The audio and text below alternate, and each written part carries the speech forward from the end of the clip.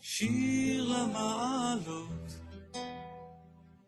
אשא עיניי אל ההרים, מאין יבוא עזרי, עזרי מעם השם,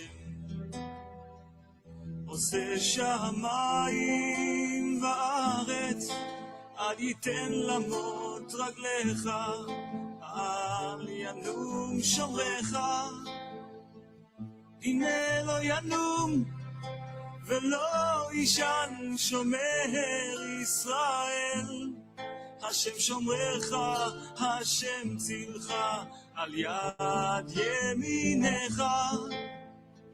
יומם השמש לא יככה וירח בלילה, השם ישמורך מכל רע, ישמור את נפשך, השם ישמור צאתך ובואך מעתה ועד עולם. שיר למעלות, אשא עיניי אל ההרים, מאין יבוא עזרי,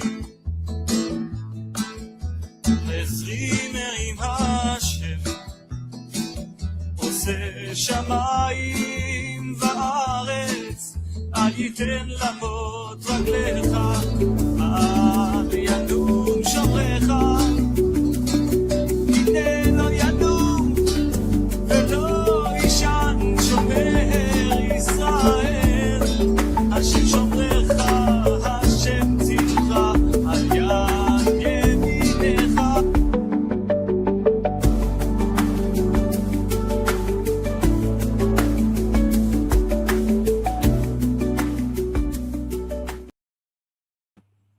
Okay, shalom everybody, shalom and shavua tov, and welcome to podcast number 6 of the World Alliance of Qara'im. We have a very interesting and I think fascinating discussion / debate that will begin in just a couple of minutes. I'll bring our guests on in just a moment or so, but let's talk a bit about what this discussion / debate is going to be, about what it's going to be.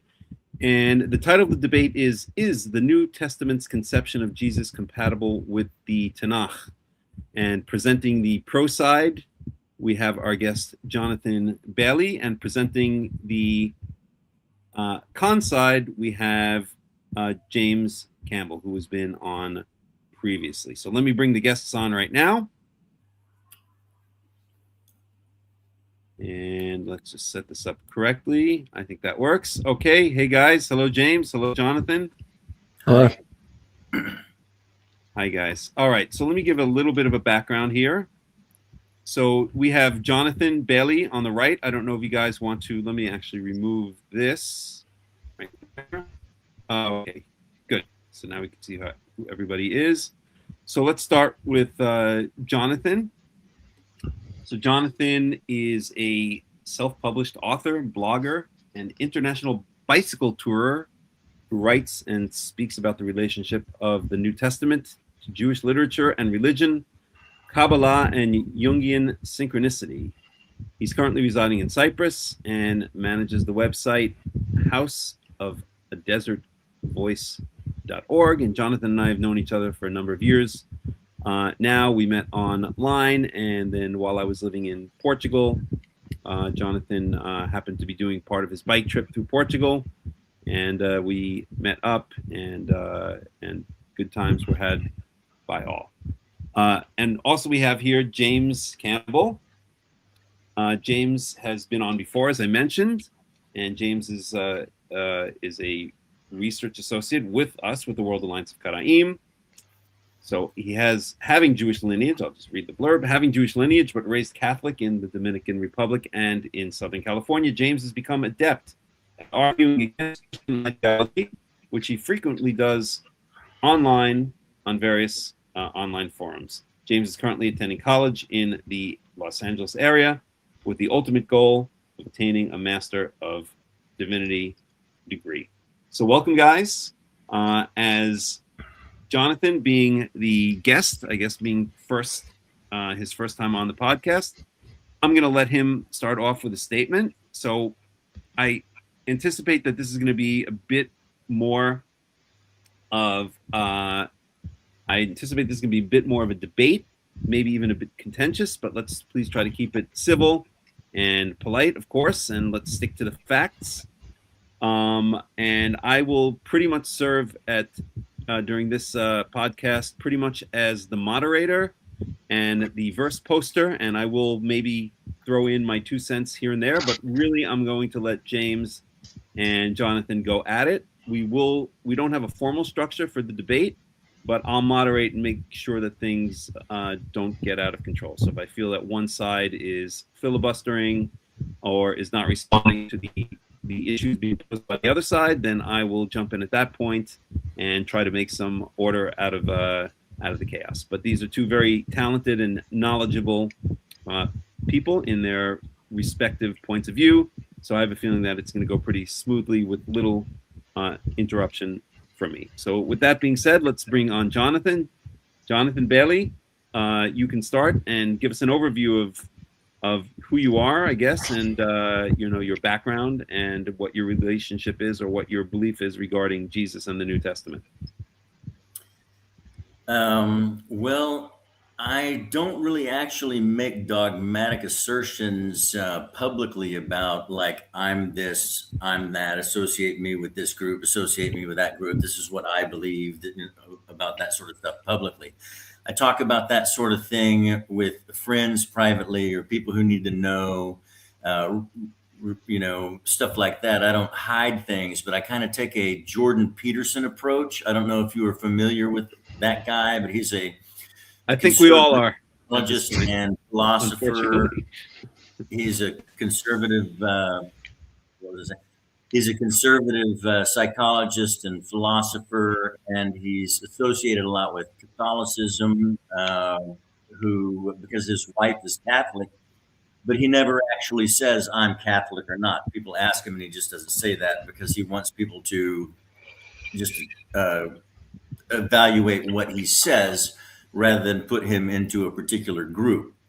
And so with that, I was just going to tackle the question of whether the New Testament is compatible with the Tanakh. Now, in that, without saying anything about what I believe about this or that or what group I'm associated with, I do believe if we take the New Testament, at its face, that it is. And so I guess if this is going to be a debate formatted kind of an interview, then I'm willing to take that position.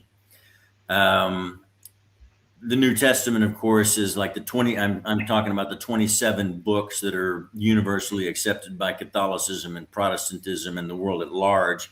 So not including the Book of Enoch or whatever that's, part of the New Testament of the Ethiopian church or any odd body like that. And that's the content of the Gospels, the 4 Gospels, and then the various epistles and the Book of Acts and the Book of Revelation by the 8 authors of the New Testament that are historically known or accepted. So that's what I'm talking about. It's a very broad question. Is the New Testament compatible with the Tanakh? So there's really a lot of ways that we can go with it. Now, I just, hearing the introduction, I would assume that James thinks that it's not. Just going from that open statement that he thinks that it's not. Is that correct? Yeah. Okay. So then I guess from there, the first thing I'd like to ask is why not? Well, I believe that the New Testament breaks what you'd call changes in theology, in my opinion. For example, it universalizes what you'd call the covenant, and from what I can remember, it applies Tanakh a certain way that sometimes brings it out of what you'd say is its historical context. in order to make a point. And the thing that I kind of looked into this a lot, like not just with Christianity, but with other religions that claim to like fulfill like Judaism or like Christianity. And like there's a lot of religions that make claims like this where they say, oh, we're like the fulfillment of this and that. But I've always believed that you need to test the claims that a religion makes or a scripture makes in order to actually see if it like historically fulfills or aligns scripturally with the original like revelation. If that makes sense. So what you're saying is that it's incompatible with the Tanakh because what it makes claims about prophecies, and you don't believe that the Tanakh is actually prophesying what it's saying? Well, I believe that it makes claims and it applies them to Jesus, but at the same time, it doesn't. It like I'm trying to like formulate exactly what my point is here, so it doesn't just sound like I'm just like rattling on. So basically, like for example, right? Like out of Egypt, I called my son. Mhm. I don't remember exactly what verse that is, but I believe it is in Hosea, and I believe it is Matthew applies it to Jesus, and he just quotes, "Out of Egypt I called my son." But before this, right before this in the Tanakh, it says, "When Israel was a child, I loved him." So it's things like that that for me, like I don't personally think that it aligns very well because I've seen that that's kind of like consistently what they do. I'm not going to say like that they're like doing this out of malice or something like that. Like due to the research I've done, I don't doubt like broadly, I don't doubt their sincerity, but I don't believe that sincerity automatically equals truth because every religion out there is probably completely sincere, or at least the people that founded them for the most part. But you can't like accept literally every single one of them as truth equally. So what I've done is I've kind of just like test the claims that it makes off of scripture, like the scripture that it claims to fulfill. And I just personally don't agree with it, with the claims that it makes if you take the claims, the original revelation into context. Okay, so I guess if we have this conversation, then what we're going to have a conversation about, like whether that applies to Jesus, right? Yeah, Um, I guess so.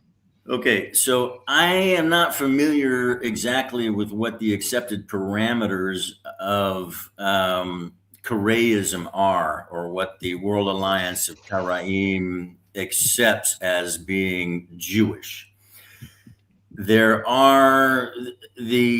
New Testament is making a lot of assertions that are compatible with what I would consider Judaism, because this same sort of analysis is being done by rabbis and who don't know anything about Jesus, right? Are you familiar, for instance, with the Pardes analysis, right? The Yes. Pshat, okay, right. Yeah, Pshat, Remesh, Drash, and Sod. Let Okay, me so break in for a second, Jonathan, and say that, yeah, all of that. I watch a certain guy on YouTube a lot. He is actually identifies as a Catholic. Should I mention his name? Yeah, I'll mention his name. His name is Ashmez, former Chabadnik, who I guess many years ago or a number of years ago became a Catholic. And I would say most of his videos, they take the approach. He tries to defend Christianity and specifically Catholicism. And the approach he generally takes is, so he is trying to do outreach mostly to Jews, rabbinical Jews. And the approach he takes is that Christianity is a lot more compatible with rabbinical Judaism than one might think. And I agree with that. I agree with that. I think both Christianity and rabbinical Judaism grew out of, the Greco-Roman / Hellenistic world. And so when Ashmez tries to target Jews, he usually uses that approach. He goes to early rabbinical writings, later rabbinical writings, Talmud, and so on. My point is that here in this debate, that ain't going to work, right? As Karaites, we do not accept any of the rabbinical writings as canonical. That's not to say that some of the statements of the rabbis don't have truth and wisdom to them, but as a body, we reject that. So if you're going to take that approach, or if you're going to try to prove the truth of the New Testament by using rabbinical Jewish sources, then that may work with rabbinical Jews, but specifically here, in the case of Tanach-only Karaites, that ain't going to work. So I hope that clarifies your question. So are you moderating, or are you a participant in this? I'm moderating. Because that seems like that was a little bit more than moderation. Well, I mean, I like, identify as a Karaite, and James identifies as a Karaite. So I don't hide my position, and James is not hiding his position. I was just trying to bring clarity to the structure of the debate. I'm moderating. But I would like to actually talk with James. Go for it. On that. Okay. All right. Thank you. You do that. So the New Testament basically is using rabbinic, established rabbinic analysis to apply, for instance, the "out of Egypt I called my son," to apply it to Jesus, in that there's a common pattern. So it's not, the New Testament isn't specifically claiming that Hosea knew that he was talking about Jesus and predicting Jesus coming when he said, "Out of Egypt I called my son." It's just that somebody looked at the life of Jesus and noticed that he went to Egypt and then he left Egypt, and that act is a common pattern with that verse that was spoken of in the Bible, "Out of Egypt," or in the Tanakh, "Out of Egypt I called my son." Well, lo and behold, Jesus was in Egypt and left Egypt. So therefore, they think that there's an application there. It doesn't really require a historical context. For instance, there's the verse in Isaiah which says, "Before the child knew good from evil," right? Well, apparently according to the New Testament, Jesus knew good from evil, as soon as he was alive, or as soon as he could think, or as soon as he could express it. So there's actually a difference there. In terms of the, and I'd actually want to pull those verses up, but there are, when it talks about, "And a young woman shall conceive, and a virgin shall conceive," and in there are differences between what happened with Jesus, but it is a common pattern that they say Jesus resembles, or he applies to, all of these verses.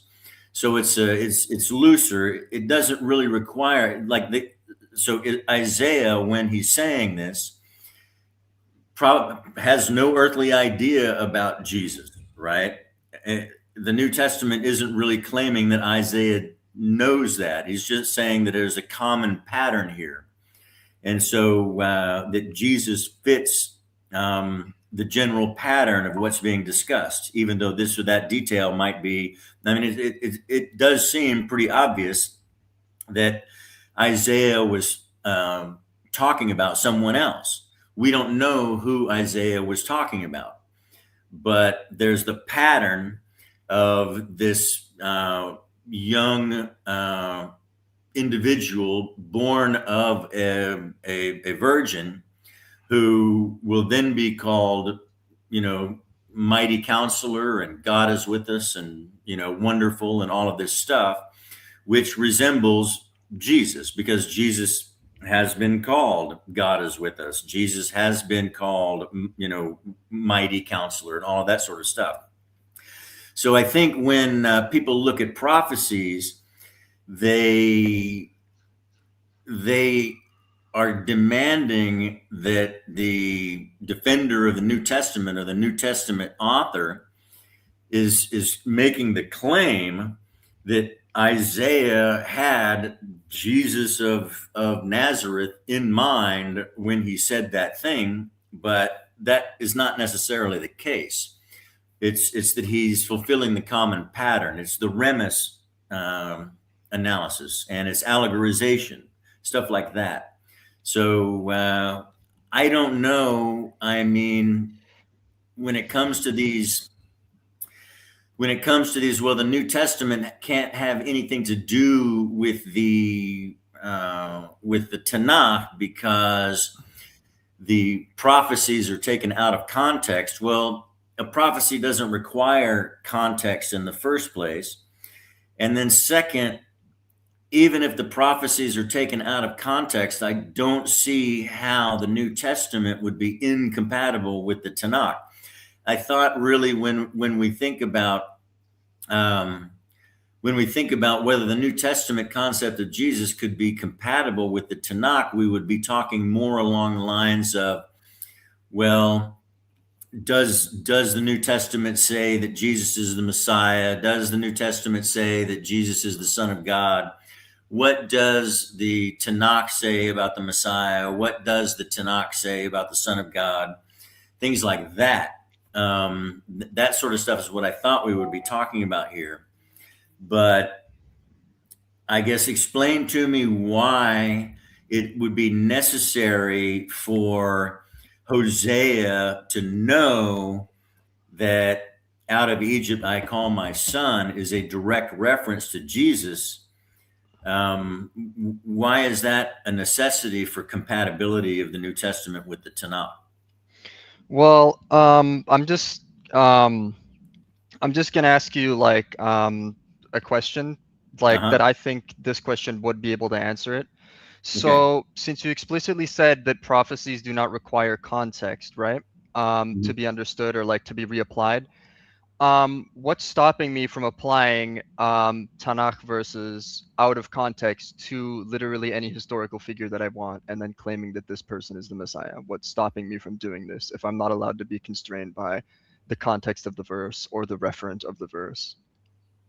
Well, the pattern, for instance, whoever was spoken of by Hosea, was called out of Egypt and as the Son of God. Okay. And Jesus was called out of Egypt, and the New Testament says that he's the Son of God. So therefore,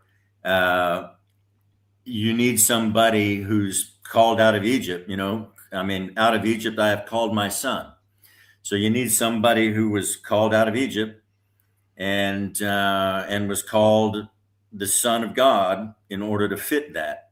So my Aunt Jenny was never in Egypt and was never called the Son of God. So that can't really be applied to her. Okay, but Hosea 11, first of all, is not a prophecy, and second of all, it explicitly says that the child here is Egypt, and they're applying my son to Israel. So my problem isn't that people can apply it in this way. Like you're free to apply it however you want, but at the same time, like I'm free to ask, where from within the Tanakh do you get the justification to do this? Because as I said, I can apply plenty of verses in the Tanakh to literally any historical figure I want. If you want, I can, a few months ago, I think I was telling this to Melech a little while ago on the last podcast. I actually built a profile for Augustus Caesar doing the same hermeneutic style that the people that follow the New Testament did when they were applying these things to Jesus, and it worked out perfectly fine. But I just want to see, like, what would you think is like your justification for doing this? Because at the end of the day, if you're just taking isolated verses or isolated words and applying them to somebody that you think could fit, then what would be stopping me from arbitrarily applying it to somebody else? Well, again, okay, so you understand a metaphor. It's literary analysis, right? So in Animal Farm, okay, I guess I'll go back and say, okay, so Metaphor has two parts. It has the tenor and the ground. So the tenor is the thing represented, and the ground is what it does the representing. So in the book Animal Farm, for instance, you have the pigs that they represent the bourgeoisie. So the pigs are the ground and the bourgeoisie are the tenors. The horses represent the proletariat. Okay, so the horses are the ground and the proletariat is the tenor. The dogs are the Gestapo, the fascists, and so again, you have dogs ground, Gestapo is the tenor. So what you have in these, it's literally, because you even said, it's like the verse in Hosea is not even a prophecy. And so for one, we might need to define exactly what a prophecy is. But for two, there's just literary analysis, so that we'll say certain things like, and have you ever heard of the term typology? Yes, I know what typology is.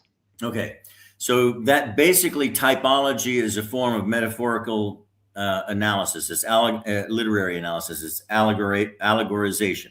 Okay, so then we'll say and you see this a lot of time, and it gets called Jesus-colored goggles, right? By people who don't like the standard Christian interpretations of these prophecies or of these things. But they'll say that, for instance, King Saul. And this has to do with the rabbinic notion, a rabbinic concept of as above, so below, that things that happen on earth correspond to things that happen in heaven. So they'll say that King Saul was the original king, but that he was disobedient and he lost his birthright, or his anointing. And that King David was anointed in his place. Okay, so you look at that and you would see that you could say that would correspond to the devil being the prince of the original prince of the angels, but then he was cast out, and the Messiah became the king of the angels later on. That's also why statements about the king of Babylon are applied to Satan. There are, it's a type of literary analysis that's being spoken of here, and what the New Testament authors are saying. So again, King Saul is the ground, and Satan, or Samael, or Azazel, however he's described, is the tenor. Okay, and that David is the ground, and the Messiah is the tenor. So you can say that thing about King Saul and King David, that's not even a prophecy, because I think you're thinking of a prophecy as being a definitive statement about the future, when a prophecy really is simply an elucidation of a divine mystery. We talk about like in the Tanakh, you have multiple prophets of Baal, multiple prophets of Yahweh. Obadiah had 50 prophets of Yahweh, and you see a prophet really originally was something along the lines of a preacher. It wasn't necessarily these high order prophets that we have that actually had their writings turned into scripture, who actually were able to make certain things, predictions about the future. Jeremiah predicted that the Babylonians would come. That was one of his prophecies. But a prophecy is not necessarily limited to that. Okay, a prophecy is just an elucidation of a mystery. And so this type of analysis, we could say that this description of what happened between Samuel, Saul, and David, where Samuel got kicked out. And that's the same type of pattern, actually, as the original firstborn being Esau, and then losing his birthright and being replaced by Jacob. Okay, so it's a common pattern that you find where Saul and David corresponds to Esau and Jacob, right? That sort of thing. And so what the New Testament authors are saying, that Jesus actually fits into the picture by conforming to a lot of these patterns. And a lot of times it's not in every little detail, but because, for instance, in Isaiah, what was it, Isaiah 7, the mighty counselor, the Emmanuel, it says, before he knows what good or evil is. Well, according to the New Testament, Jesus knew what good or evil was before the universe was created, because he was pre-incarnate. So there can be little differences here, but okay, Jonathan, wrap up your point, please, so we can let James respond. Okay, I want to make this a bit more balanced. I'm probably getting a little repetitive here, but so I guess I'll just finish. Do you see where I'm going with it? Do you see what I'm trying to say, James? Yeah, like I understand like what you do, like in order to reach like the conclusions that you have. But my question from before was like, I understand like what you do, like interpretively, like I'm not gonna say that like that you're like absolutely wrong or something like that. Like I disagree like really strongly, but at the same time, like I just need to ask, like, I understand what you do, and I understand that you said that like not all statements need to be within context to be like attributed to the NT, and that I know what typology is obviously, but where do you get the statement from, oh, this is an interesting thought experiment, or this is an interesting thing that I can think about? But where do you get that to this is what's really meant to be? Because if all you have is like a future book that within context is not pointed to by the older book, then why should I trust the newer book's interpretations when I can see that they're not really within context agreed with or pointed to within the old? Because if I could add one thing, sorry, again, I'm going to try to let you guys talk as much as possible. How is there any proof, Jonathan, since the New Testament was written chronologically later than the Old Testament, it already had all of the Old Testament as its text, and it could easily write into the New Testament, or the New Testament can easily write into the text stories which seem to fulfill the prophecies of the Old Testament. In other words, there's no way to prove in any way, shape, or form that these stories are real, or whether they're real, or whether they are just written to make the stories in the New Testament compatible with those of the Old Testament. Okay, so I'm just going to go ahead and deal with James here, and just have you be the moderator. Like, for instance, I'm not arguing that you said I was going a little bit long. I need to wrap it up. But I just want to have the conversation with James. So if I could get James to say again what he was saying so I can address that point, I would appreciate it. okay, so my general point was before, like, as I said, as I think Melech said before, I was raised Catholic. Like I was raised within like the world of like the New Testament. I got the First Communion. I took the catechism. I had plenty of Christian theological study in order to do this, so I understand like this world generally. And I just want to say, like, where from within the Tanakh do you like, how do you say, like, where do you get it from? This is an interesting like thought experiment from this new book, to like, oh, this is the truth. Like, for example, like the Gnostic texts, I've also read those. They also claim to reveal the deeper meaning of what's inside of the New Testament due to a few New Testament passages that are kind of like anti-world, I guess you'd say. But within the New Testament, this doesn't work, because if you look at the whole thing within context, it doesn't really work within Gnosticism, in my opinion. But like, where do you justify the jump from the contextual meaning of the Tanakh to context isn't necessarily needed, and the meaning of what the Tanakh says isn't necessarily needed to be perfect, to this definitely talks about Jesus in the New Testament? Where do you get that conclusion from without appealing to the New Testament itself? Well, so I would say that I see a common literary pattern, as I explained at length and probably too long. And so this right now, I don't know. Again, I think the idea of the fulfillment of the prophecy is, that itself is a pretty, I guess, vague argument against, or obtuse argument against compatibility. I mean, what you're saying is basically, okay, you have this interpretation, but it's not conclusive. It doesn't necessarily bind them, but it doesn't say that, the fact that there are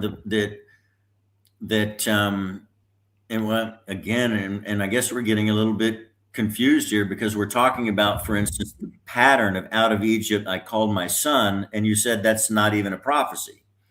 So how does that make it incompatible? I don't see that it makes it incompatible. There's a compatibility there. It's just that it doesn't what you're saying is that it's not the reasonable analysis, the allegorization of the patterns doesn't conclusively prove the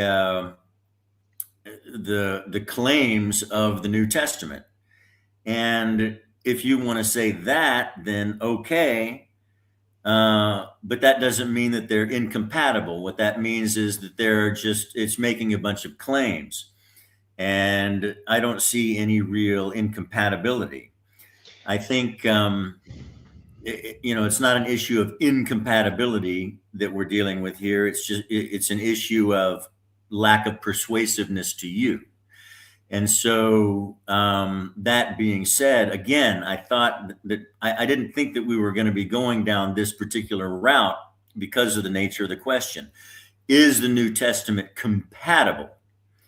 Not is the New Testament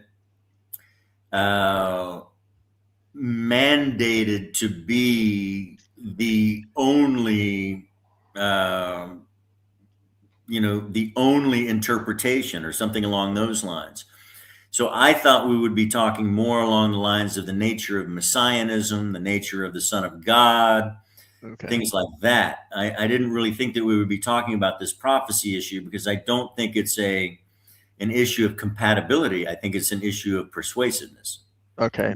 The New Testament authors were using these rabbinic techniques, analytical techniques of allegorization and typology that led them to their conclusions. Does that mean that it's incompatible with the Tanakh? I don't think so. Okay, so since we're talking about specifically the messianism, right? I'm assuming that you'd believe that Jesus is the Messiah, right? Just like as a broad claim. Well, again, I don't talk about my own beliefs. I will say that I do understand that the New Testament is saying that Jesus is Messiah, and I'm prepared to argue from that position.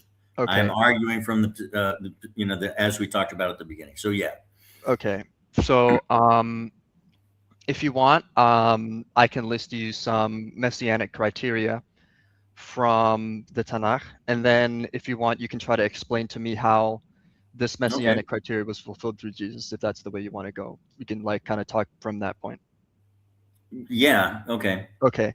So well, first of all, does before we do that, does the New Testament, does the Tanakh actually have a future Messiah other than David and Cyrus and all that? Does it actually talk about that? Yes, it talks about a future Messiah, and it has specific criteria surrounding what the Messiah will do once the Messiah Okay. comes. So for one of them, one of the criteria is that the Messiah will be a Davidic ruler from the line of David.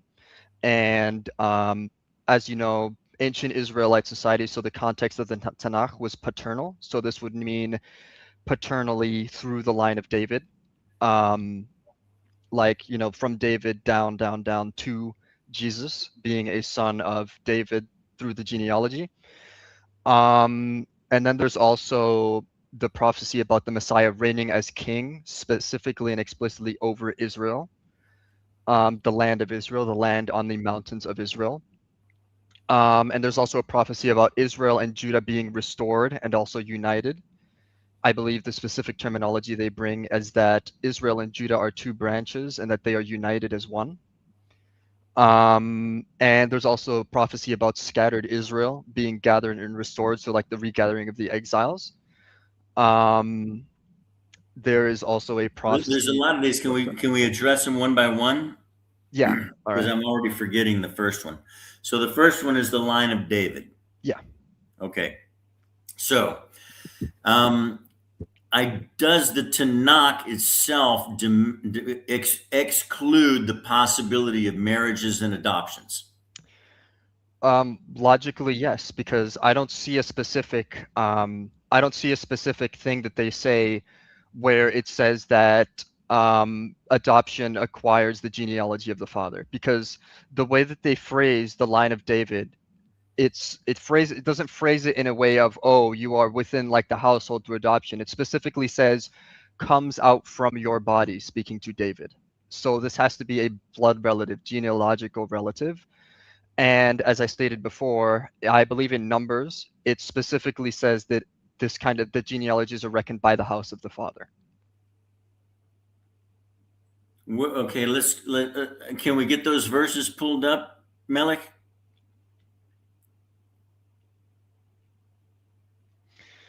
Okay. I Yes, believe. I'll pull up from Numbers. James, which Okay. verse were you thinking of?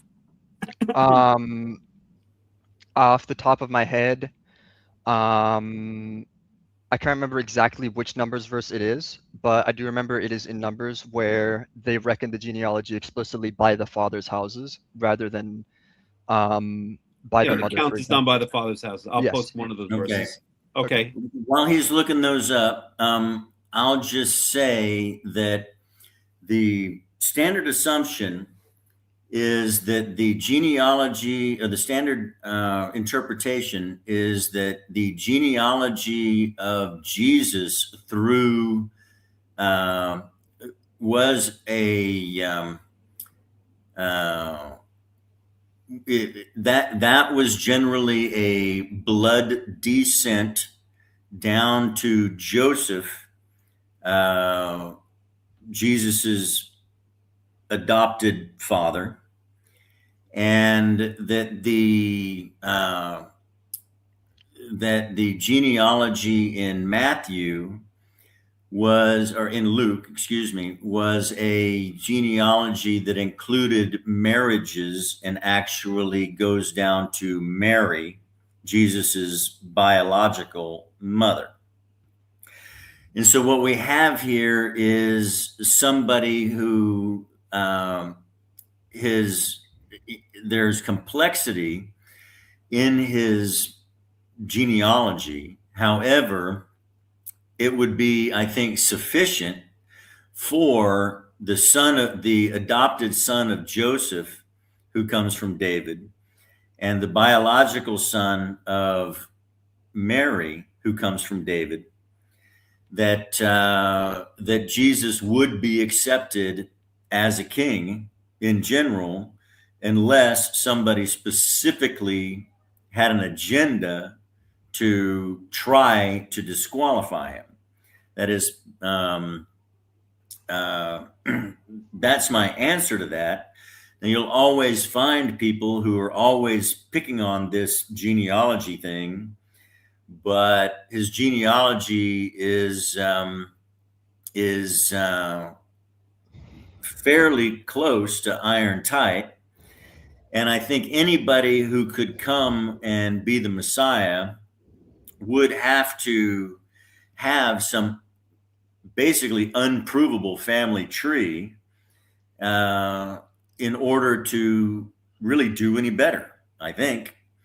And so I know that there are always going to be people that nitpick on Jesus's genealogies, but they're pretty solid, to where if somebody showed up as a king and they pulled those genealogies out there and said, my mother came from David, and my adopted father came from David, that he really would not be questioned as an heir. And so that's all I have to offer on that one. But I think it's and we can go through these verses specifically to see if what is mentioned in Numbers, if we could pull that up. I just think that let's pull up the specific wording on that. The phrase "father's house," house of the father, is used often. Is one example that I'll bring up now from Numbers chapter 1, verse 4. So this is when Yahweh commands Moses to do a census of the Israelites, and then says for each tribe, each mateh in Hebrew, that there should be one helper, and that should be the head of his father's house. But that's for the census. That's not for establishing royal validity. That's just saying that the head of his father's house is going to help with the census, right? So you're looking for a specific verse that's saying what? That's saying that a royal genealogy or a messianic genealogy has to be patrilineal. That's what he said, and he pointed to this verse. But this verse is just saying that that male heads of their father's houses are going to help Moses put this census together. Sure, agreed. That being said, I think it's safe to say that if it does speak about a descendant of David taking the throne, then your claim is that it can be an adopted son, right? And well, an adopted son and a biological mother. I don't see that as a possibility. When it speaks about a descendant, okay, why would you assume that means? We can move on, but remember now, I'm talking to James here. Okay. Yeah, but I'm gonna, as I mentioned at the beginning of the podcast, I will put in my 2 cents from time to time. Okay. Okay. But you go on with James, and I will bring up the first verse that he mentioned. Just give me a second or two to find it. But in the meantime, you guys can go on. Okay. So do you want to go on to the second one then? Yeah, I would say so. We can go on to the next one, because I just don't think the audience, we're just going to get bogged down in this back and forth that people have had for, centuries. 2,000 years. Right. So, we'll just let the audience make a call on that one. I think Jesus's genealogy is pretty good in terms of establishing royal validity. And his descent through the Davidic line. I know there's always going to be people nitpicking. We can probably move on. Okay. So a second one that I've got is that the Messiah is to reign as king over Israel. I've got a few verses here. Isaiah 11, 1-5, Jeremiah 23:5, and Ezekiel 37, 24-25. Yes. So the thing is, and this is a problem. Basically, the New Testament claims that the overwhelming majority of these are yet to be fulfilled. Okay. Okay. So the New Testament, all of these things, yes, and this goes to the Rambam's Book of Kings and stuff. That the Messiah is going to build the temple. Jesus hadn't done that. Nobody has done that. And nobody can say that until after the temple is being built, has been built. Okay, so that's a disqualifier of anyone, not just Jesus, anyone. The New Testament claims that Jesus will do these things. Okay. Okay, So yeah, the New it is a Testament doesn't claim he has done these things. yeah, but it is a disqualifier of anybody, but that's because there hasn't been the eschatological Messiah yet. That's the thing.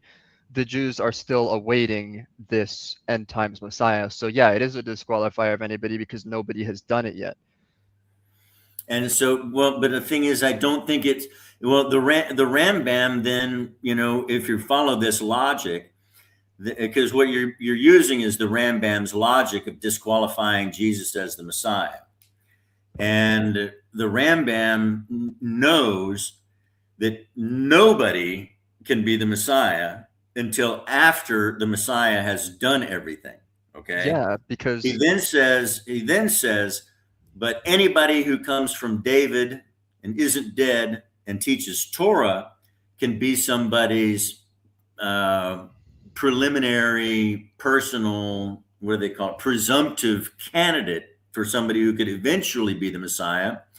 Because if all of these things have to be accomplished before you can say someone's the Messiah, then no one will be able to say anyone is the Messiah until after everything is over. yeah, Okay? but the problem that I have with it is, right? You said that the New Testament talks about what you'd call like a second coming thing, right? Yeah. Yeah. And all of these things about the Messiah are basically, and this is what we're talking about. We're talking about compatibility with the New Testament, with the Tanakh. And the New Testament, I think, is compatible with the Tanakh in that it says Jesus has not done these things. He will. Okay, but Okay? And so there's the compatibility.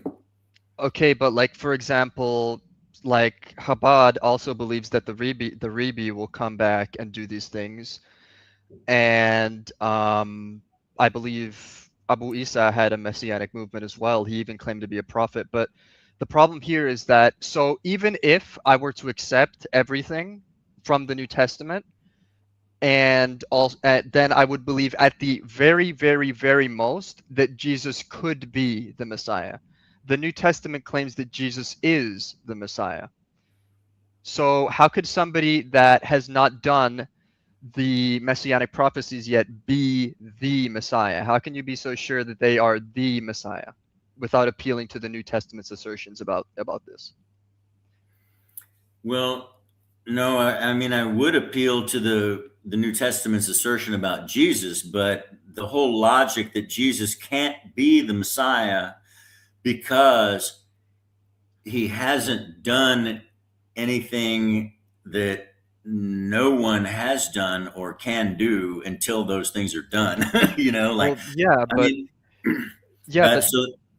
But that's the new, you're moving on to the New Testament does claim that Jesus is the Messiah, and it doesn't necessarily claim that Jesus is the Messiah. It does not claim that Jesus is the Messiah because he has rebuilt the temple. Okay, it says it claims he is the Messiah. It asserts that he will, just like any valid candidate would. Okay, and it claims that he is the Messiah based on other things. It does not claim that he's the Messiah because he has built the temple. Okay, it says he will. Okay, but and then how he will also is a big topic of discussion. But the New Testament is not incompatible with the Tanakh because it does not say that he has built the temple. It does not say that he has ruled Israel, at least in a literal national sense. It says he will. And so I think there's no incompatibility here. Now you want to talk about his claim, or the New Testament's claim that he is the Messiah. That's completely different, but you can't really use any of these Rambam disqualifiers in order to talk about incompatibility. in order to talk about that, because it's So compatible. just to interrupt for a second, I placed the verse that you were talking about, James. It's 2 Samuel chapter 7, verse 12. When your days are over and you rest with your ancestors, I will raise up your offspring to succeed you, your own flesh and blood, and I will establish his kingdom. And if you wish, we can also go to the Hebrew and see exactly what it's saying. Okay. And there it doesn't say anything about patrilineal. So Mary, I think, It doesn't say anything about patrilineal, but at the same time, you cannot take verses and just like just look at them in a vacuum, because along the entire Tanakh, it never establishes maternal descent, and it only ever really establishes paternal descent. Paternal descent is the norm, it's the assumption, it's what the entire what you'd call like ancient Yahwistic society went off of. They went off of specifically paternal descent. And I personally wouldn't have a reason to accept maternal descent unless you'd be able to prove it directly from the Tanakh. okay, all this verse is saying, all this is verse isn't saying anything about paternal, maternal. All it's saying is that your point was that it has to be actual flesh and blood descent, and that Jesus fulfills that in his descent from Mary. Okay, and he is actually flesh and blood descended from David through Mary, and that's all that verse says. And so, but again, I think for the audience here, we're at 56 minutes, and we've only gone through a couple of these. I think we've kind of said all that we can say about the genealogy issue. And now we're. I think there's a lot more to say. I think there's a lot more to say, actually. So if we look at 2 Samuel chapter 7, verse 12, in the Hebrew, there's a number of interesting things to point out. Okay, I'm just going to read it here. Okay, so it says ki yimalu. There's just a lot of noise in the background, so I might have to stop in a second. But ki yimalu yamecha. So when your days are fulfilled, et avotecha, and you sleep with your fathers, v'hakimoti et zarecha acharecha. I will. Sorry, just 1 second. There's some noise. Just give me 1 second, please. Apologize. It should dissipate in just a second. Yeah. So, v'hakimoti et zarecha acharecha. I will raise up your seed.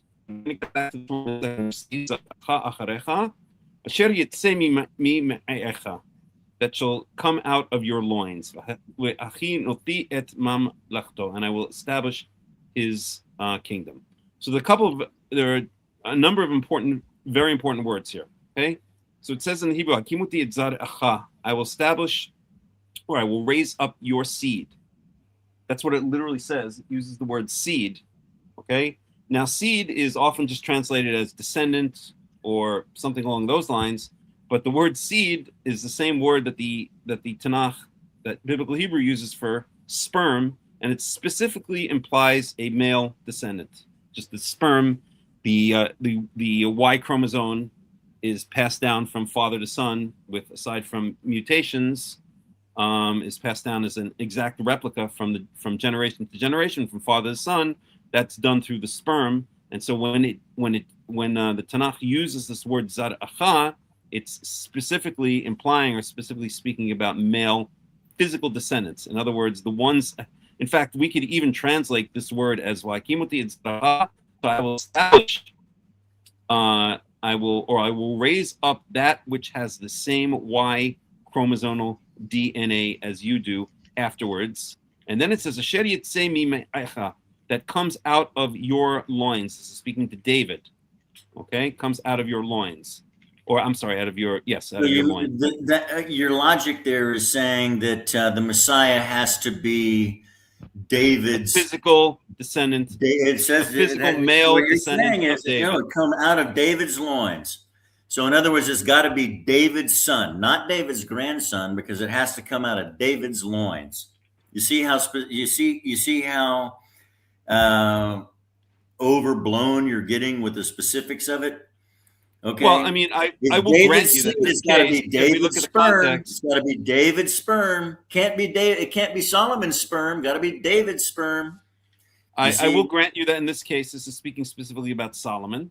Okay, but so it is it is Samuel. 2 Samuel 7 is speaking about Solomon, because then it goes on in the next verse to say that who you've named he's going to build a house in my name. Okay, so you're right. This verse is not technically a proof verse that the Messiah down the road is going to be out of his loins, but I think it does imply the general idea that what's important here is patrilineal descent and actual actual bloodline descent from one generation to the other. I could look for some other verses that might prove.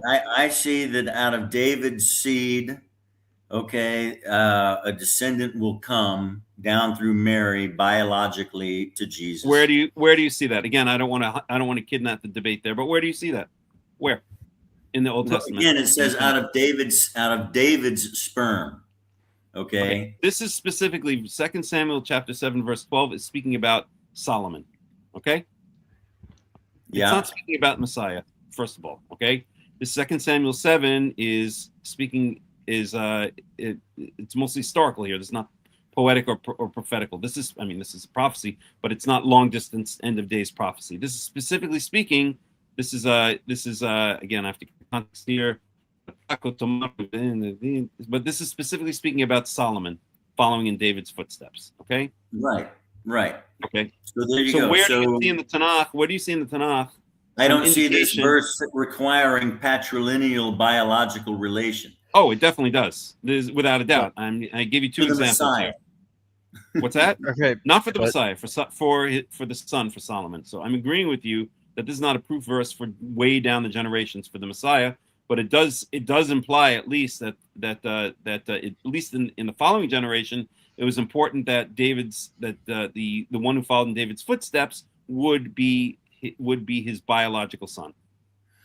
Well, he is his biological son through Mary. Whose biological son? Jesus is David's biological descendant. I'm sorry. I'll Jesus restate is that. David's biological descendant. I'll restate that. The language here in the Hebrew clearly proves, without almost any shadow of a doubt, that this is speaking about a biological son of David, not of David's mother. Not of Solomon's mother, but of David. Okay. Again, if you want, we can go through the Hebrew. We can look at some language, including this word zarafah, and including this word where it says "Asher yitzeh mima'echa," who shall come out of your loins, speaking to David.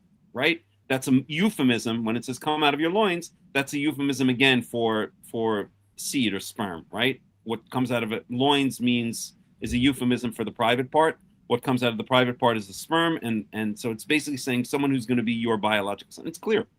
It's 100% clear. So your refutation. Nothing has changed. Wait, let me just finish the point. Your refutation in this case can be not. If you want to give a refutation that this is not speaking about a biological son of David, you don't have a chance. You're out to lunch. If your refutation is going to be, well, this is speaking about only the following generation, Solomon, and doesn't say anything about the future Messiah, if you want to call it that, then you will have a point. But then there are other verses, I think, that imply that the eventual Messiah or the eventual king over Israel will come from the house of David and will be an actual biological descendant of David. But this verse doesn't help your case. Jesus comes from the house of David and is actually a biological son of David through Mary. It doesn't. Okay. And he has the descent does not go through the mother. Adoptive patrilineal validity through Joseph. I want to turn it back over to James. That's where we are, and that's where we've always been. And the audience. No, it's not where we are. It's not where we are. And we're moving on. We're at an hour. Well, 1 second. No, we're not moving on quite yet. The Torah throughout the entire Tanakh. Okay, in fact, in this week's Torah study, we even spoke about this. There's not a single verse, despite some rabbinical attempts to show, there's not a single verse that shows that lineage, identity, whether you're an Israelite and what tribe you come from, what clan you come from, what father's house you come from. That's the expression that's used often, Beit Avot, okay, or Beit Av, okay. There's not a single indication anywhere in the Tanakh that that one determines lineage, through the mother. It's always through the father. But Okay? he Yeah. has lineage through his father, and he has biological descent through his He doesn't mother. have biological Okay. lineage. Jesus does not have biological And lineage that's through his all father, there right? is. And the audience knows this, okay? So we can move Jesus, no, we can't, because the audience does not know this. Jesus does not have biological descent from David through his father, right? Because on. He's biologically David is not his descended father. through mother, and he has patrilineal validity through his adoptive father. Yeah, That's right. We're going in what circles Jesus here. has. Yeah, but that doesn't count in the Tanakh. Any rate, I don't want to steal James's thunder, so I'm going to turn it back up over to James. Thanks. James, go ahead. Okay, so what I was trying to say before is that yeah, like sure, if you want to go like hyper literalist absolute on this, then yeah, there's technically no thing that like bans maternal descent, but at the same time, you have no reason to believe that maternal descent would be considered normal in any way, because there's a lot of verses within Tanakh. Like I said, you can't read these verses in an absolute vacuum, because otherwise you're not going to be able to understand the full worldview and context of what's going on. For example, if you're able to pull up Numbers 118, that is explicitly a genealogy identified by the father's house. And Sure. yeah, sure, you can establish that Joseph adopted Jesus or something like that, but adoption doesn't automatically adoption doesn't change your genealogy. And it says in 2 Samuel, from the body of David, explicitly. I'm going to post the verses so there's no misconception whatsoever. I'm going to post the verses in Hebrew, and then I'll translate them as necessary. So you wanted Numbers 118, right, James? Yes.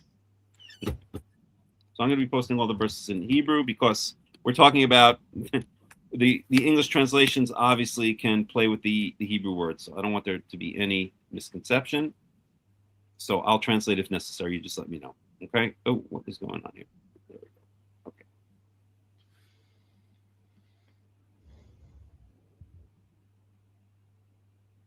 Just translate this. This is Numbers 1:18. And it says, so gather together the entire congregation on the first day of the second month, and let them present their genealogies according to their families, Leveit Avotam, and according to their fathers' houses, B'mispar Shemot Miben Esrim, according B'mispar Shemot, and according to the number of names, Miben Esrim Shana Umala Lehul Golotam, from 20 years of age and higher, according to their head counts. Okay, and the key here is I'll just pick out the key words here. Okay, Yaldu al mishpachotam leveit avotam. Yaldu, the underlying root there is yeled, is yalad, yud, lamed, daled. And so it literally means let them, it's very hard to translate into English, but it really means present their genealogies. So Yaldu, let them present their genealogies al mishpachotam, according to their clans. Mishpachotam can be translated in various different ways. It's usually translated here as clans or families, but then afterwards it says specifically Leveit Avotam, according to their fathers' houses. Leveit Avotam. Okay, and I'll focus on these words here in the Hebrew. Let me just post it, just those words, because those are the key words. And again, this is Numbers. This is Numbers chapter 7, verse 18. Okay, I'm going to grab that and put it up. Okay, Yaldu al mishpachotam leveit avotam. Okay, present your genealogies according to your father's houses. You know the word beit, right? Bayit. Yonatan, you're familiar with biblical Hebrew. We've spoken about that before. So bayit means house. Avot, av means father. Avot means fathers, and avotam means their fathers. Okay, so leveit avotam, according to their fathers' houses, or the house of their fathers. Okay. I'm not going to say what I said before again. That Jesus has. I'm not going to say it again. Can we move on? Okay. Go ahead. Okay. So we dealt with the genealogy question. I think the audience is familiar with all of that. And we've dealt with the Rambam's qualifications for the Messiah. and we've dealt with that. Now I want to know exactly if James could go over the last point that he was making before we got back onto the genealogy issue. Okay. So the second criteria that I've got here is that the Messiah is to reign as king over Israel. And the verses that I've got about this are Isaiah 11:1-5, Jeremiah 23:5, and Ezekiel 37:24-25. Well, I don't think James, we'll can need to. I don't think we'll need to go for the verses on that. It's the same thing that we were talking about before. That no one has done this, and no Yeah, one will but do this until it's done. yeah, but Okay, and if the New Testament doesn't claim that Jesus has done. the New Testament claims that Jesus is the Messiah, though, and there's specific messianic criteria within the Tanakh that needs to be fulfilled before somebody can be declared the Messiah. Yeah, nobody has done this, but nobody has been declared this Messiah yet because nobody has done this. But My argument isn't that the Jews actually named somebody else the Messiah. For example, a lot of people during his time thought Bar Kokhba was going to be the Messiah. Once he died, nobody now believes he's the Messiah because he died. He failed in his mission, sadly. So since he died, he failed in his mission. Even if there was a book similar to the New Testament speaking about Bar Kokhba, this still would not mean that Bar Kokhba is the Messiah or is going to be the Messiah. It's just plainly no. Just because Jesus has a book asserting things surrounding him being the Messiah does not automatically mean he'd make his claim to being the Messiah true. So, like I said, even if I accepted every single claim made by the New Testament, if I ran them against the Tanakh, then at the very, very most, the conclusion that I would get to is that Jesus might be the Messiah in the future. But this absolutely does not let me name him the Messiah.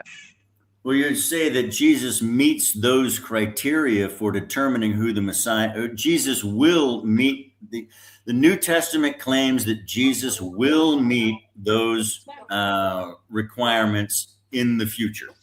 Okay. For determining who the Messiah is. It says that he is the Messiah when Peter says that he's the Messiah, and he basically says Peter is correct. Yeah. Okay. So, what reason do I have to believe that, quote unquote, he might be the Messiah in the future when I can go outside and I don't see the job of the Messiah being done? Like, what reason would I have to adopt the New Testament when its central claim, well, other than like the resurrection, obviously, but when one of its central claims, like the actual foundation of Christian theology in itself, is that Jesus is the Messiah? Why Right. should I accept that when I can go outside and I can't see that happening? Well, so I would say when John the Baptist asked Jesus if he was the one that they were waiting for, and he said, the blind receive their sight and the lame walk and all that, you know, what do you think? Well, That was Jesus's answer. And so this brings to a theological point. What is the Messiah? Like, what does it mean to be the Holy One of Israel, God's anointed? well, in its baseline sense, like there's multiple messiahs within the Tanakh, and they're not all the end times Messiah. For example, Cyrus is the Messiah. So at its baseline meaning, being a Messiah means to just be somebody that has been anointed by God to do something.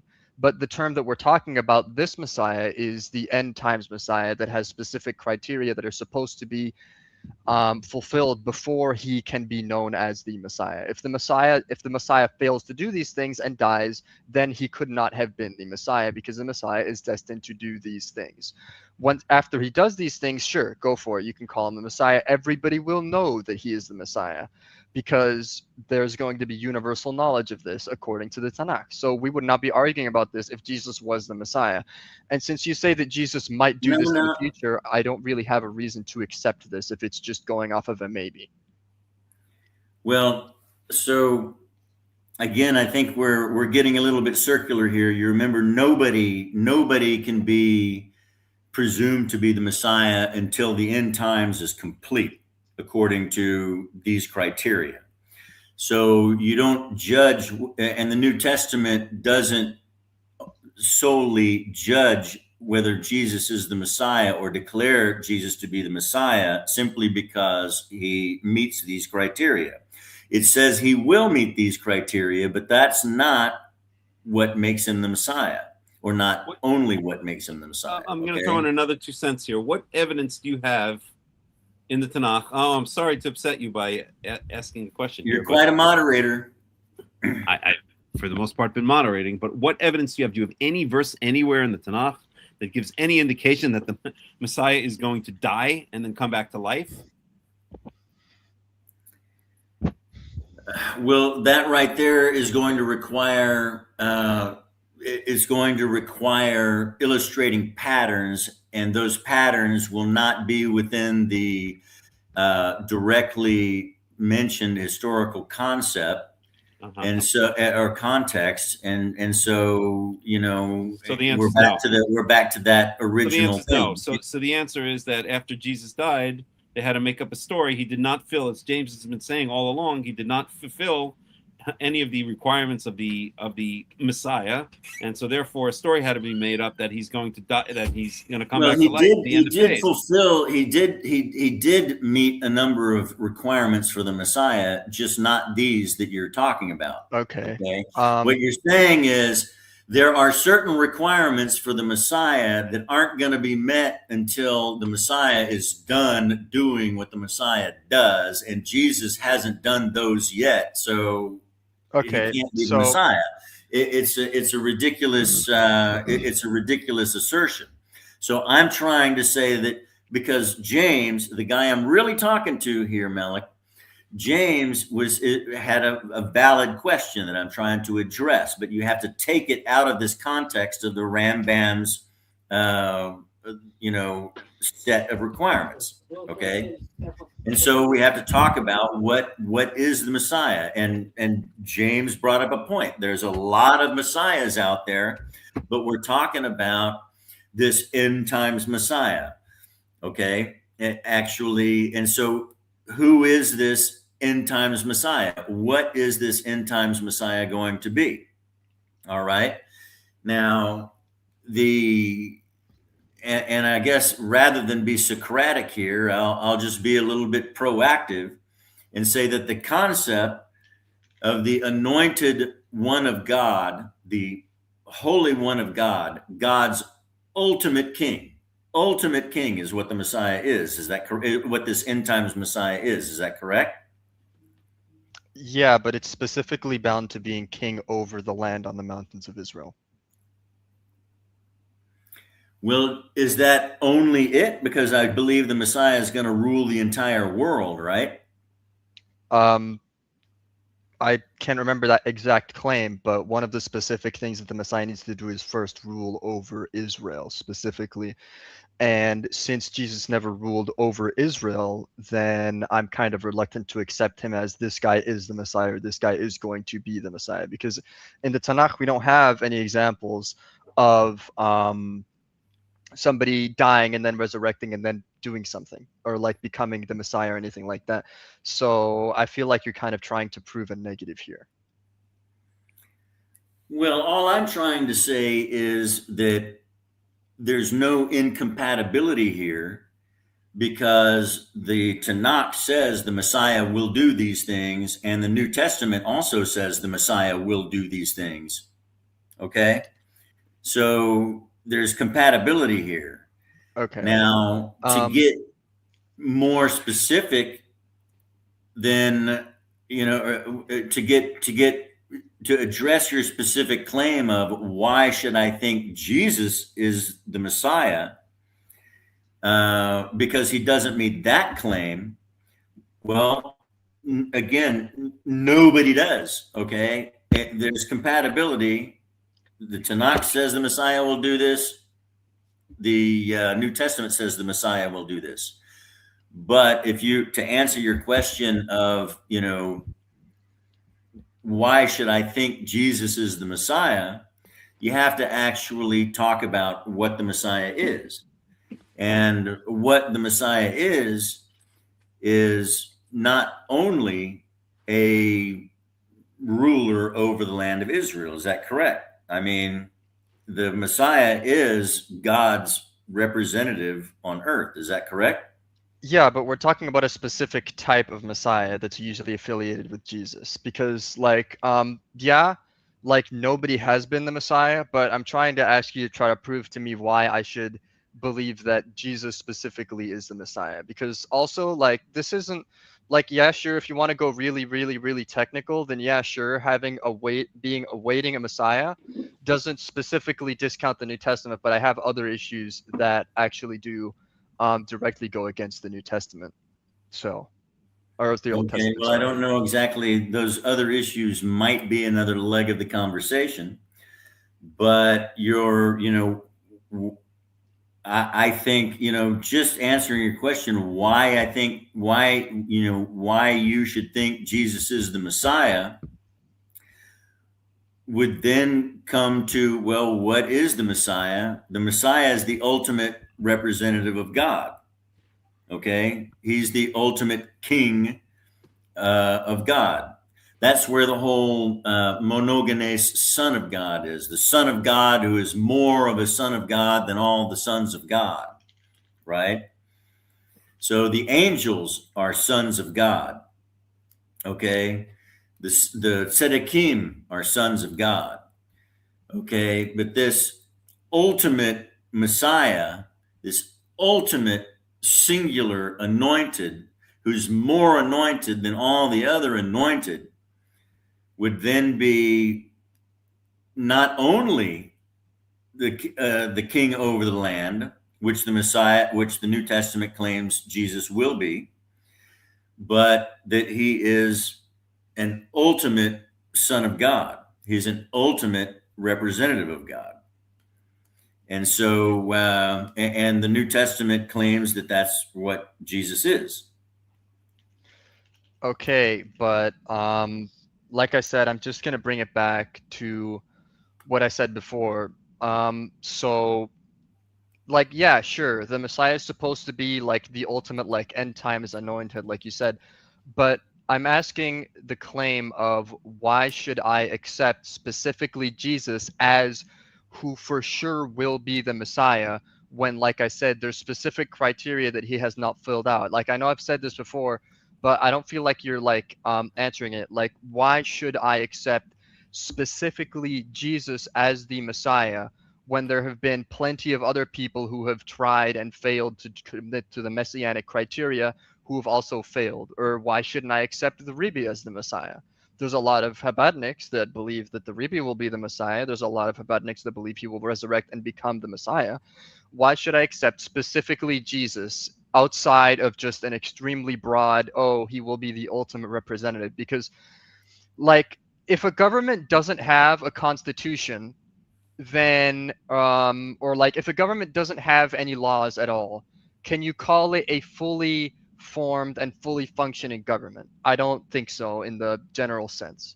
So this goes the same as the Messiah. The Messiah has specific criteria, and you can't just go off of extremely sweeping and broad claims in order to claim somebody as such without first addressing the specifics of it. Well, if you say that the New Testament, according to the New Testament, Jesus is spotted alive. He's gone up to heaven and he's coming back. Okay. So then he is capable of ruling the land of Israel from Jerusalem. And so it says he will do that, and he's capable of doing that. And so therefore he can meet that requirement. There's no one who has any better claim than he does. The Rebbe, you know what I mean? Yeah, no, but you can't, so in terms of that specific claim of ruling Israel, okay, ruling the land of Israel, he's got as much of you can point to Jesus just as much as you can point to anybody else. There's nobody who could possibly do a better job of meeting that claim than Jesus. Now, then, though, when you go to your general question of why you should accept that Jesus is the Messiah, is because the Messiah is this Davidic, Messiah ben David is the ultimate representative of God.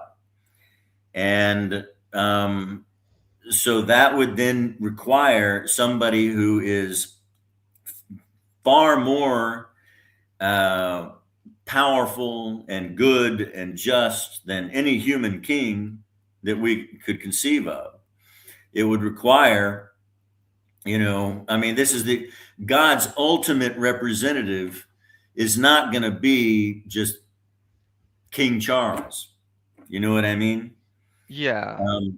But God's ultimate Messiah, who's beyond any of the other ones, is going to have to be a very, very, very intense representative of God. And so then we talk about, well, does Jesus meet that criteria? Well, according to the New Testament, he was the first being to ever exist. He created the angels. He created the world. Okay. And he appeared he appeared all throughout the Tanakh, and he as a super being. And then he appeared in Galilee, and he raised the dead and performed miracles. He taught ethics consistently with the Torah. His ethics are identical to the Torah's ethics.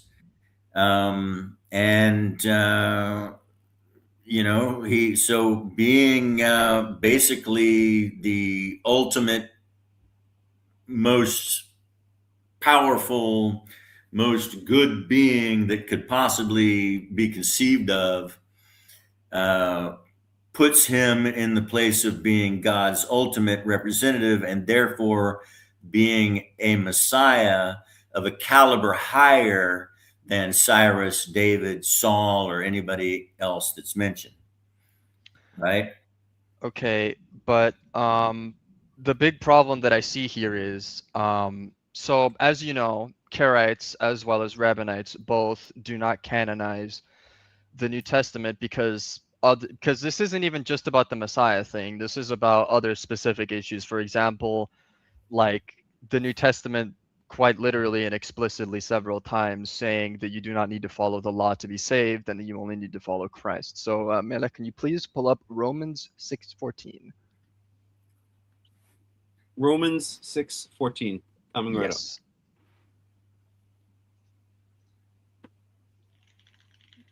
You can go ahead. It'll be up. It'll take a minute. Okay, so I think I know where you're going with this. So I would say then, does the Tanakh say that an Eskimo born in the North Pole at 1000 BCE need to follow all of the Torah commandments revealed at Sinai in order to be saved? well, does it say that you don't need to follow the law to be saved? That's quite a specific claim that it could have made at any point. Does it ever say that you do not need to follow the law to be saved in the Tanakh? Or does it consistently and repeatedly tie Israel's covenant to the Torah, to the 5 books of Moses, to Yahweh's instruction?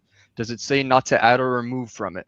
Does it say to keep every word in the Torah, every commandment in the Torah, without adding or removing from it? Because if it does say this in Deuteronomy 14, Deuteronomy 13, I think 13:1, it says that many times. So now you're going to have to justify why I should take this leap from a positive, keep this law, to a negative, don't keep this law. You're going to have to justify why I should do that from the Tanakh without appealing to the New Testament, because that's not part of my canon. Noah did not follow the Mosaic commandments. Because you brought in this term, saved. All right. Yeshua. Okay. So to be saved.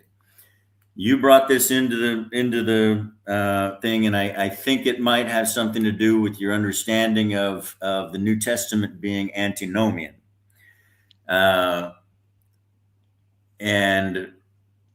Noah did not follow these. Was Noah saved?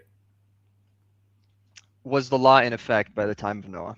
Was the law fully in effect within the narrative? Did Yahweh actually was this, if this was before Sinai, then this is kind of a non sequitur here.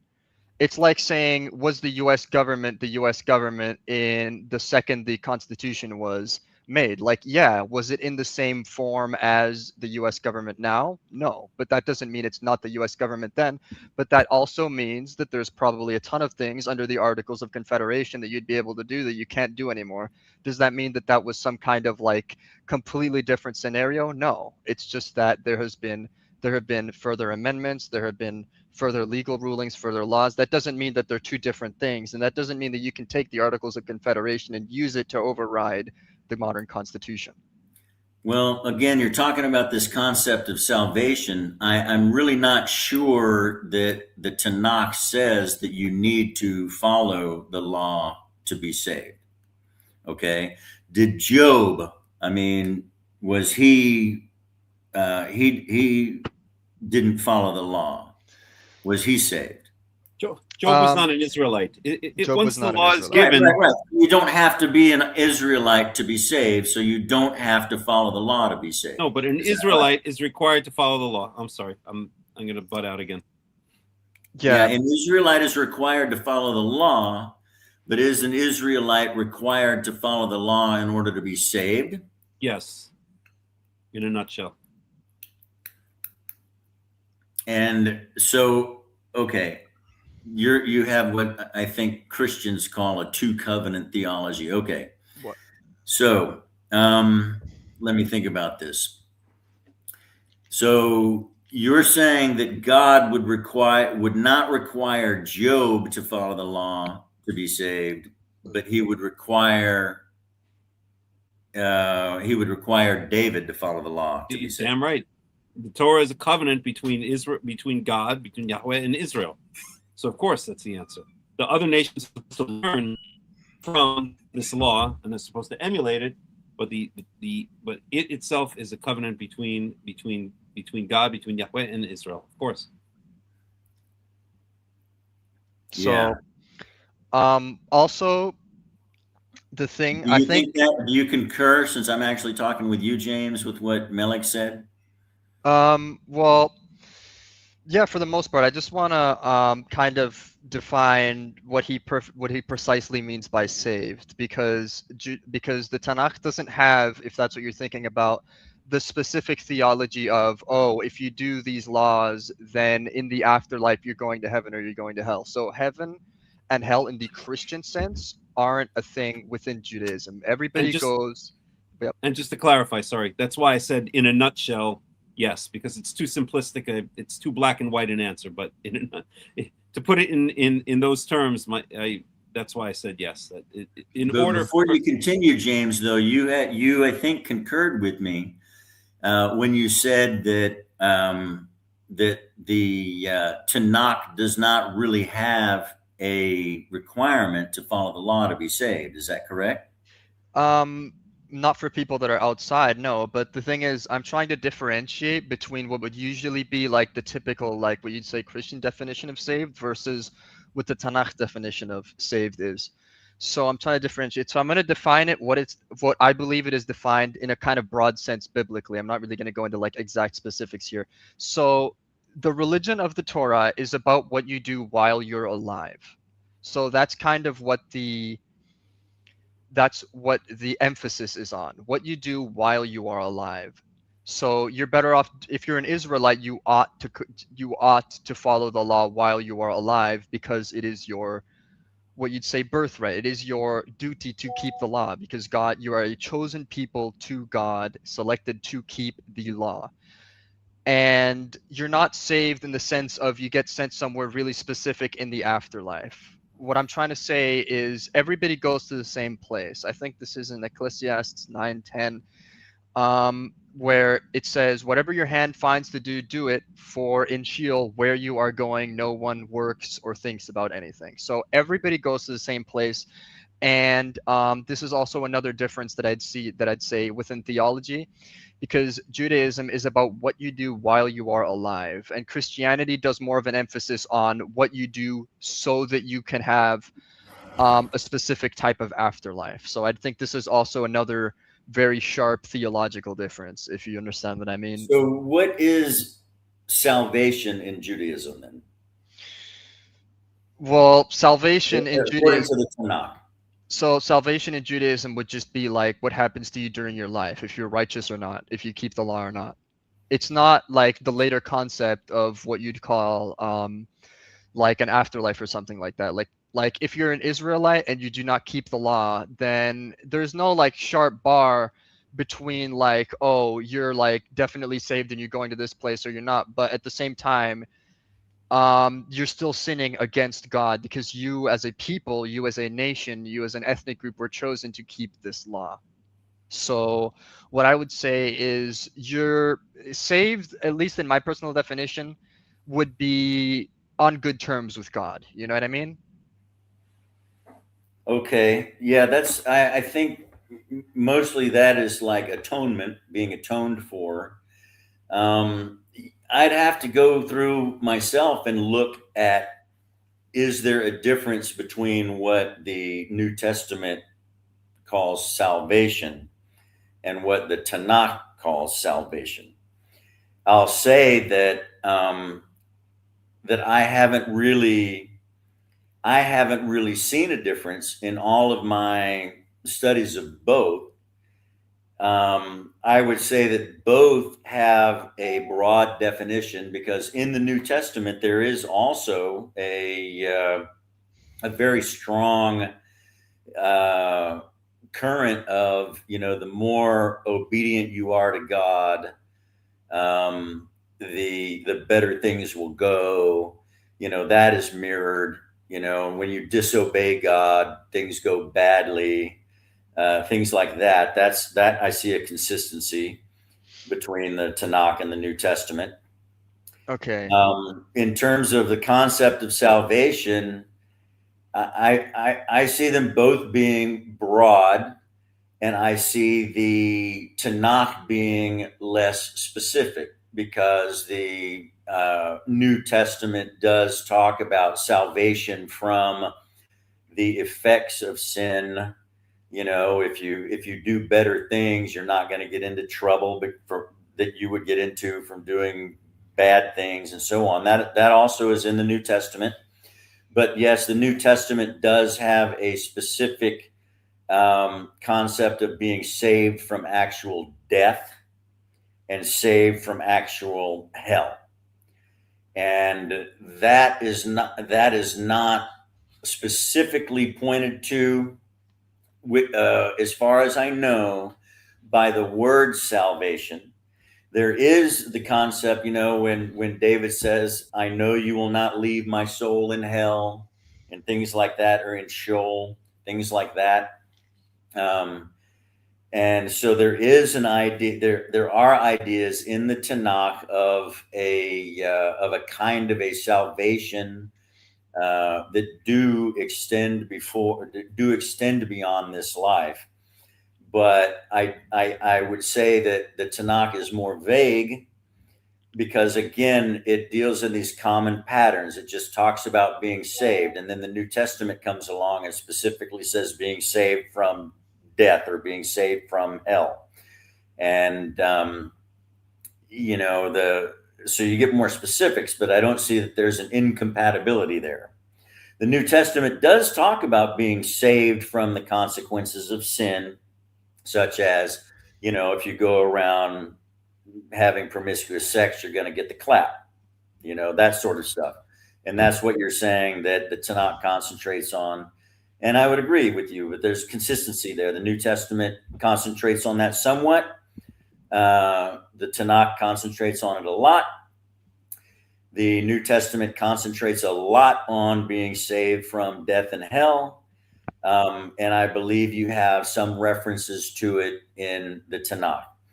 Really to get more detail into that, we'd probably have to start stacking up some verses, as you talk about. We'd probably have to start looking at, well, okay, I know you will not leave my soul in hell, or in Sheol, is what David says. That, to me, conceptually is a form of salvation as described in the New Testament, of being saved from death. Okay. So I see consistency there. I don't see outright incompatibility. I just see, again, the Tanakh talks about these general patterns that the New Testament gives a number of specifics on. Guys, 15-minute warning. We're going to end it in about 15 minutes because it is getting late here. Okay. So, so would you broadly agree that salvation within the New Testament is centered around kind of, I don't know, like broadly centered around the afterlife, for example, like where you go after death? Would you agree on that?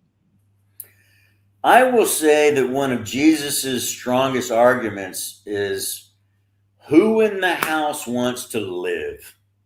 Okay. I mean, that's a big thing. And when you talk about salvation, there's all kinds of salvation that you could be saved from. But again, if we're talking about the ultimate Messiah, the ultimate representative from God, he's not going to just be saving you from a bad hair day. He's going to be saving you from the ultimate thing that you absolutely want to get saved from. And that's death and any horrific thing that could happen after death. And so, yeah, he's gonna concentrate on that. But he also talks about being saved from. He also talks about being saved from a bad hair day. He also talks about being saved from the consequences of doing bad things and getting in trouble for them. He talks about those things, and there's consistency. But as an ultimate Messiah, an ultimate representative of God, he's going to talk about a lot about the ultimate thing to get saved from.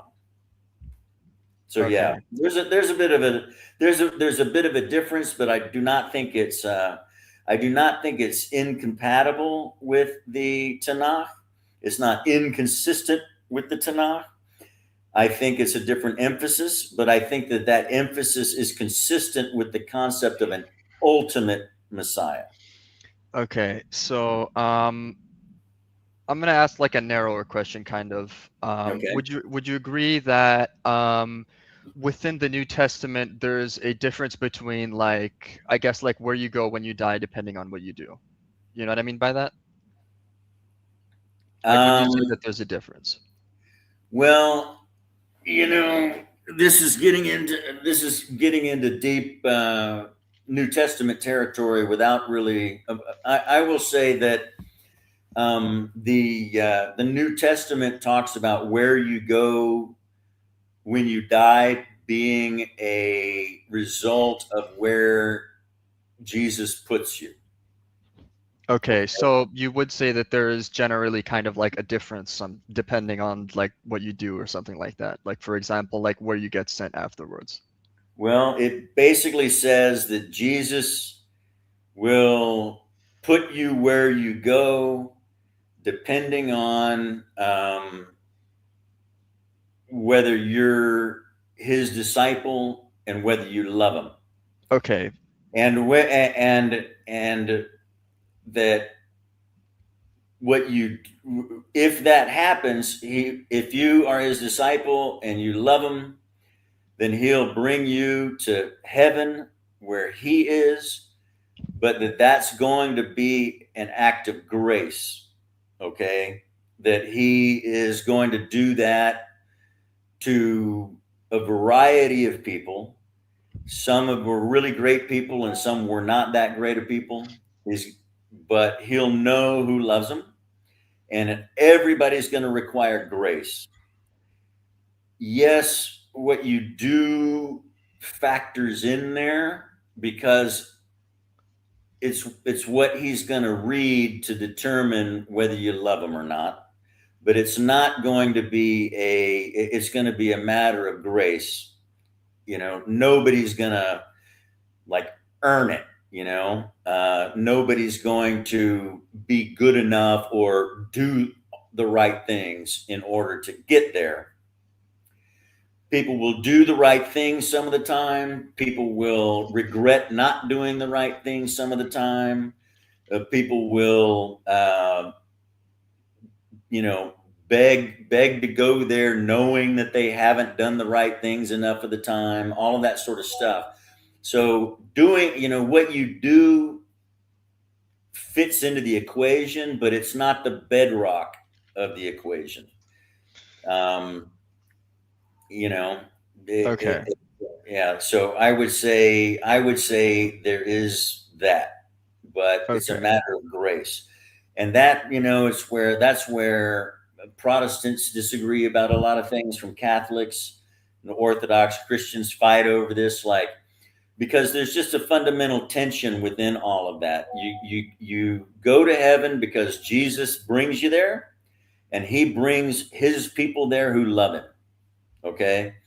And so but nobody deserves to go there and all that sort of stuff. And so then you have on the other end, okay, the conclusion that a lot of people draw is, okay, so all I got to do is say, Jesus, take me, and he'll take you. Well, it's a little more than that. But that's something that Christians and all kinds of people have been sort of arguing and trying to wrap their heads around the issue of this concept of salvation by grace, but it can't just be a fake BS that you can't just say, Jesus, send me, and then go rape kids, and there's got to be something real to it. It's a matter of grace, not what you do. But if you don't do something, then it's not real, and that is, I think, it's a little bit maybe beyond the scope of this compatibility that we're talking about from New Testament to Old Testament.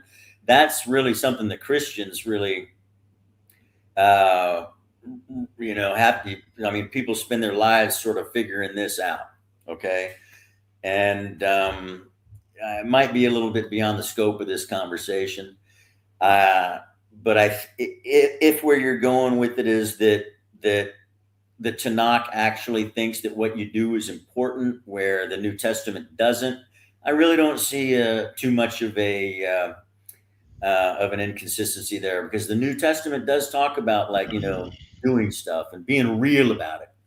And Yeah. I guess we're rambling. Okay, so I was actually pointing at the opposite, because the Old Testament, or the Tanakh, says everybody goes to the exact same place after death, no matter what happens to them. Okay. Mele, can you pull up Ecclesiastes? I believe it's 9:10. Yes, I'll bring it right up. You can go on. It'll be uploaded in about a minute. Okay, because I think what you were generally getting at is that where you go depends on grace, right? So where you go depends on the grace of God. So You want to concentrate more on the heaven versus hell in the New Testament versus just Sheol. Because there's no such concept as hell in the Tanakh, and heaven is not somewhere people can normally go to as well in the Tanakh. It is the realm of the Elohim, the realm of God. God's counsel is there, the angels are there, etc. So that's not somewhere that humans can normally go to. And the verse that I cited is explicit about where we go, where everybody goes. There's no difference between who you are, what you do, grace, etc. Everybody goes to the same place, because as I said before, Judaism as a religion, or the religion of the Torah, however you want to call it, is about what you do while you're alive rather than what happens to you after you die. Well, but I don't know that it says that everybody goes to the same place. For one, the Tanakh says a whole lot less about this, but for instance, in Isaiah, I believe it talks about the kings of the earth, the Rephaim, basically being shades in misery in one place. And then it talks about, but the patriarchs went to the lands of their fathers. The heroes went to where their fathers went, which is presumably not a place of misery and darkness like the kings of the earth. So there are allusions to different fates after death. And then there's also the concept of the resurrection, which is a resurrection on earth, presumably. But James, I think maybe you were speaking about that in Daniel is a little vague, because it talks about some people will be resurrected to basically some sort of exaltation, leolam, until the end of the world, and others will be resurrected to a resurrection of shame, leolam, until the end of the world. And so it's not exactly clear what this idea of a resurrection is. And, is it a resurrection into another world, or is it a resurrection on earth? There are shades and flavors of both. And these same shades and flavors are talked about in the New Testament, when it talks about, some people coming back and ruling the earth with, being resurrected and ruling the earth with the Messiah and the Messianic kingdom, and so on and so forth. So the New Testament also has a resurrection on earth that it talks about, as well as sort of a rebirth into another realm, as it talks about. So I see similarities here, but again, the Tanakh is a lot more, it's more vague, and it illustrates patterns that the New Testament offers specifics on that are consistent with those patterns. Okay. So I just want to ask as well, how do you know that the books that you follow are correct? If you're just going off of that, this seems to follow up with what I see before, if I apply my own interpretive rules to it. What about something like, have you ever heard of the War Scrolls, or the War Scroll? Sorry, it's singular. So the War Scroll ties into Daniel pretty well. It's this final end times eschatological battle of the sons of light versus the sons of Belial, or the sons of darkness. And that's also in Community Rule. You're talking DSS. Yeah. The War Scroll talks a lot about the final battle, like I said, the end times battle of the sons of light versus the sons of darkness. So since you seem to be going off of things that could make sense or could follow naturally from the Tanakh, do you have that within your canon? Do you believe it to be true? Yeah. I mean, but so the way I look at a lot of this extra biblical stuff, and I see it in the Talmud and in the Midrashim. I see a lot of this stuff in Christian literature, is that I see truth represented to degree, or in a general concept, and but not in every way. You can find divine truth in War and Peace, when it says things that are in line with the Tanakh and so on. But the entire book of War and Peace is not. And so I look at a lot of the apocryphal literature, New Testament-ish apocryphal literature, like the Epistle of Barnabas or so on, as well as, the Jewish the more, I guess you could say, Tanakh apocryphal literature, like Tobit, and the books of Maccabees and that sort of stuff. I see that as containing elements of divine truth, but that there will be ways that are inconsistent with it. And I do see the Dead Sea Scrolls as actually being a kind of a bridge, because there's a lot of stuff that the rabbis will say that the New Testament is not Judaism because, they have developed medieval doctrines. And you go back and that you find that the Dead Sea Scrolls have a lot more in common with the New Testament, than modern rabbinic Judaism does in a lot of cases. And so, I do see the Dead Sea Scrolls as, in a lot of cases, not scripturally level, but in a lot of cases, there's a lot of commonality. And I do see that the New Testament does talk about a battle between the forces of evil and the forces of good. The Battle of Armageddon. The New Testament also talks about the Battle of Gog and Magog, like the Tanakh does. And so, the battle between the sons of light and the sons of darkness is generally a biblical or a Torah concept. But I'm not going to stand behind, the specific wordings of all of those documents. But I see the Dead Sea Scrolls as being within the stream. Okay. Jonathan, we're gonna close the discussion now, and we'll just go to some final statements. So, Jonathan, I'm gonna let you go first, so you can make a final statement, please. I'm gonna make this really short because I think my time online has exceeded James's. My mouth has been open about 10 times as much as James's has on this thing. So I'm gonna make this really short and say just. I see consistency. There's always more to talk about. And I appreciate the opportunity to come on here and talk with James. And that's really, I guess I'm going to leave it at that for now. Maybe we can do it again. Maybe we can do it offline or something along those lines. Yeah, on some other topic.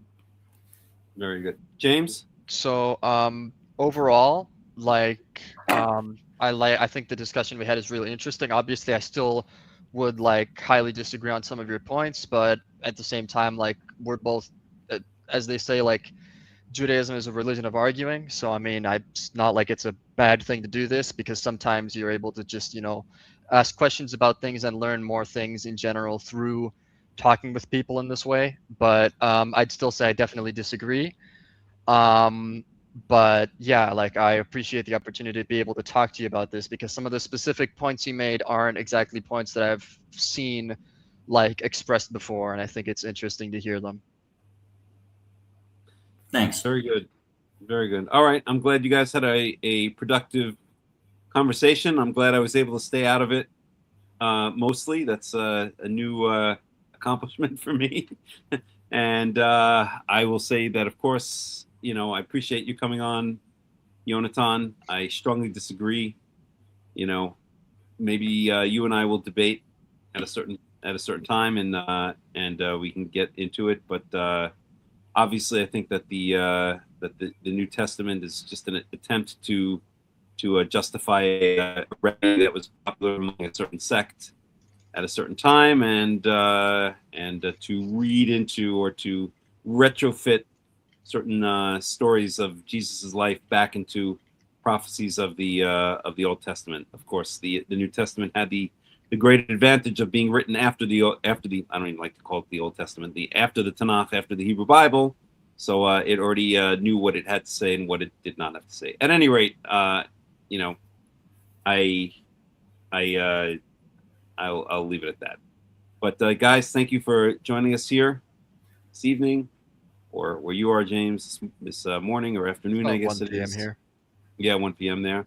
And I hope the audience enjoyed it. And maybe we'll have a continuation in one form or another at some point. Yeah, maybe. All right, thanks. Guys. All right, Thanks. It's getting late here, so I'm going to say goodnight to everybody, and we'll see you all again soon. Yeah. Okay. All right. Bye-bye.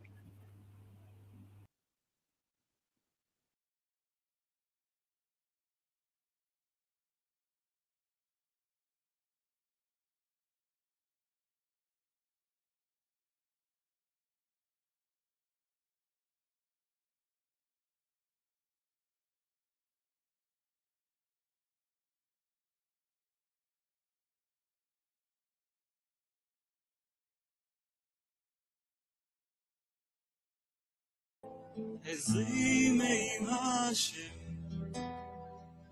עושה שמיים וארץ, אל ייתן למות רגליך, אל ינום שומרך. הנה לא ינום ולא ישן שומר ישראל, השם שומרך, השם צילך, על יד ימינך. יומם השמש לא יככה וירח בלילה, השם ישמורך מכל רע, ישמור את נפשך, השם ישמור צאתך ובואך מעתה ועד עולם. שיר למעלות, אשא עיני אל ההרים, מאין יבוא עזרי, עזרי עם השם, עושה שמיים וארץ, אל ייתן למות רגליך, אל ינום שומרך. הנה לא ינום ולא ישן שומר ישראל, השם שומרך, השם צילך, על יד ימינך. יומם השמש לא יככה וירח בלילה, השם ישמורך מכל רע, ישמור את נפשך, השם ישמור צאתך ובואך מעתה ועד עולם.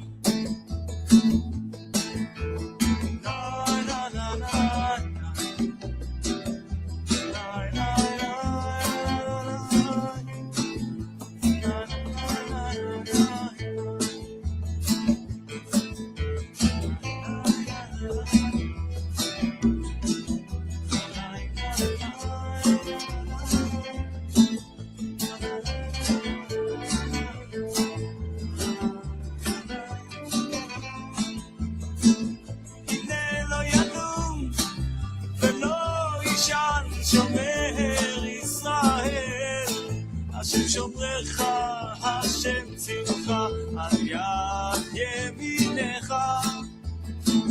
יומם השמש לא יככה וירח בלילה, השם ישמורך מכל רע, ישמור את נפשך, השם ישמור צאתך ובואך מעתה ועד עולם. אוי אוי אוי אוי אוי, שיר למעלות, אשא עיני אל ההרים, אוי מאין יבוא עזרי, עזרי עם השם, עושה שמיים וארץ, אל ייתן למות רגליך, אל ינום שומרך. אוי אוי אוי אוי, שיר למעלות.